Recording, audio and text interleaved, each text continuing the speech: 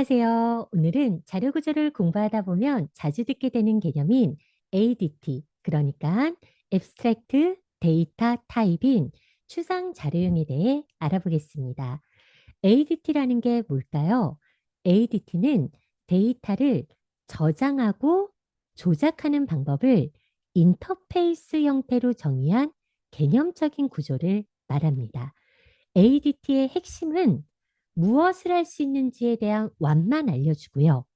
어떻게 구현하는지에 대한 how는 감춘다는 점인데요.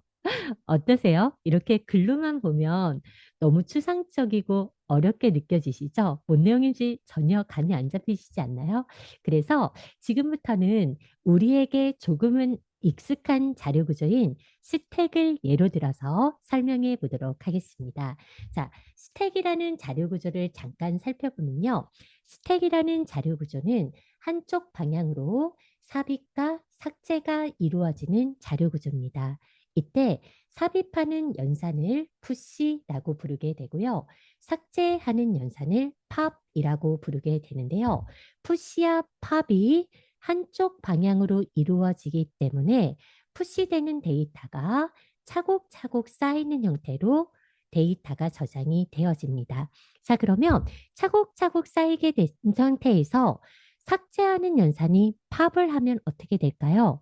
가장 마지막에 들어온 데이터가 가장 먼저 나가는 자료 구조가 되겠죠. 그래서 스택이라는 자료 구조는 대표적인 라스트 인한 데이터가, 그러니까 마지막에 들어온 후입한 데이터가 first out 되는, 먼저 나가는, 선출되는 자료 구조라고 볼 수가 있는데요. 그러면 우리가 스택에서 볼 수 있는 연산은 푸시와 일단 팝이라는 연산을 볼 수 있고요. 그럼 푸시를 1, 2, 3 했다면 팝할 때는 누가 먼저 삭제가 되는 거죠?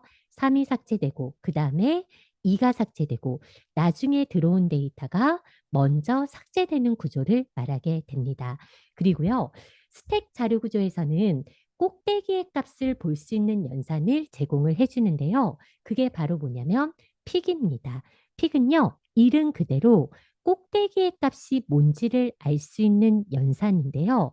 얘는 팝이랑은 다른 점은 팝은 삭제해서 3이라는 값을 제거를 하지만 픽은 꼭대기에 들어가 있는 값이 무엇인지만 알아내는 연산입니다. 그리고요, 한 가지 is empty라는 연산을 하나 더 볼 수가 있는데요. is empty라는 이 연산은 스택이 비어 있는지에 유무를 판별하는 연산입니다. 즉, 스택이 비어 있다면 true가 되겠고요.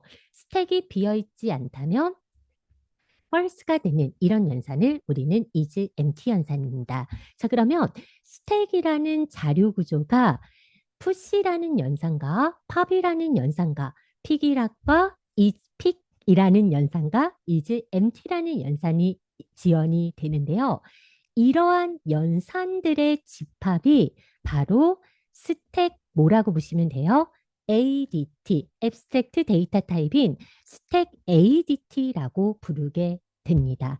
즉, 스택 ADT에 대한 정의는 어떤 연산이 뭐가 있는지만 알려주고요. 이 연산이 어떻게 구현됐는지는 중요하지가 않는 거예요. 그러니까 이러이러한 연산이 있어. 푸시하는 연산, 팝하는 연산, 픽하는 연산, 이즈 엠티하는 연산이 있어. 그렇지만 이게 어떻게 구현됐는지는 너네가 알아서 해라는 건데요. 구현은 언어마다 다 다릅니다. C언어 같은 경우는요. 스택을 기본적으로 제공하지 않기 때문에 스택처럼 이렇게 동작하기 위해서는 배열이나 또는 연결 리스트라는 자료 구조를 이용해서 직접 구현해서 스택을 구현해야 합니다. 하지만 C++이나 자바 같은 언어는 어떠냐면요. 이미 스택이라는 이름으로 스택을 제공해주고 있어요. 그래서 바로 사용이 가능하고요.